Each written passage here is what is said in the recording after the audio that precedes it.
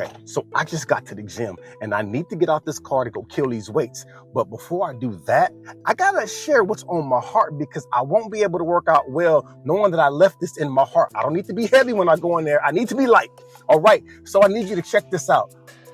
Notice the language that we use. When someone in the congregation struggles with sin, we call them a sinner who just needs Jesus. When someone in leadership does the same exact thing, we call it a moral failure. We say that they fell from grace and we talk about restoration. But watch this. If you can fall from grace, that means grace is something you can lose through sin. But that's not what the scripture teaches. In Galatians 5:4, Paul talks about falling from grace. He's talking about people who abandoned grace to go back to trying to earn their salvation through the law. It's not about sinning. It's about leaving grace as your foundation. If someone needs restoration, that means they lost something others still have. If it's a moral failure, that means they failed at being moral, something the rest of us apparently weren't expecting to achieve. But here's what scripture actually says. Romans chapter 3, verses 23 through 24. For all have sinned and fall short of the glory of God, and all are justified freely by his grace through the redemption that came by Jesus Christ. 2 Corinthians 5:19. God was reconciling the world to himself in Christ, not counting people's sins against them. 1 Peter 2, verse 9, but you are a chosen people, a royal priesthood, a holy nation, God's special possession.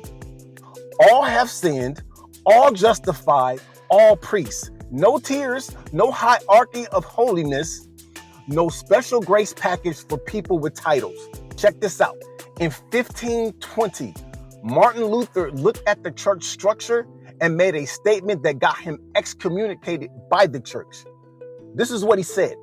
There is no true basic difference between laymen and priests, princes and bishops, between religious and secular, except for the sake of office and work, but not for the sake of status.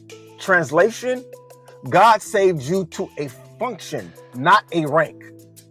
Here's what's worth noting. The same man who got excommunicated for challenging this hierarchy, he's also the reason you have the ability to read a Bible in your own language right now. He challenged the church for positioning itself between you and God. He said you didn't need a mediator to access scripture or to approach God directly. And they excommunicated him for that. So before anyone tries to figure out what he did to deserve excommunication, understand this. You're benefiting from his excommunication right now. The direct access to God you have, the Bible you can read without needing someone to interpret it for you, the ability to pray without going through a priest, that came from someone willing to challenge a system that created ranks where God created functions. The pastor functions as a teacher. You function in your marketplace. Same grace, same access to God, same standing before him. The difference is the work assigned, not the status achieved. So when someone in leadership sins, they didn't fall from grace. Grace doesn't work that way. They didn't lose their salvation. They didn't drop from a higher spiritual plane. They were always standing on the same ground as everyone else, saved by grace, covered by the blood of Jesus. Their sin isn't a failure. It's sin. The same thing everyone else deals with. The only difference is visibility. And when we use different language for their sin than we use for everyone else's sin, we create a false hierarchy that scripture does not support. We position people above others when God positions them alongside. We make their sin look different when God's word says it's the same. We talk about restoring what was never lost because grace doesn't come and go based off of performance. Romans 8, verses 38 through 39 makes it clear. For I am convinced that neither death nor life, Neither angels nor demons, neither the present nor the future, nor any power, neither height nor depth, nor anything else in all creation will be able to separate us from the love of God that is in Christ Jesus our Lord. Not even our sins separate us from God's love. That's the gospel. The reality is simple. You are a sinner saved by grace. They are sinners saved by grace. Same salvation, same Savior, same access.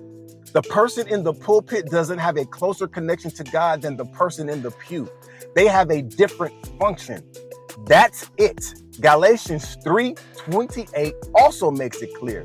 There is neither Jew nor Gentile, neither slave nor free, nor is there male and female, for you are all one in Christ Jesus. One. No rank, no tier, one. Here's what needs to shift. Stop calling it a moral failure when it's just sin. Stop saying people fell from grace when grace isn't something you fall from through sin. Stop talking about restoration when nothing was lost. Call it what it is. A sinner who needs the same Jesus everyone else needs every single day. The reason we even have the ability to go directly to God without a human mediator, without working through someone higher than us, is because someone challenged this exact ideology 500 years ago. The idea that some people are closer to God than others, that some people's sin is different than others, that there are ranks in the kingdom. There aren't. There are functions, and every function operates under the same grace. Different work, same grace. Same access, same standing. That's not an opinion, that's scripture. And it's time our language reflects what we say we believe.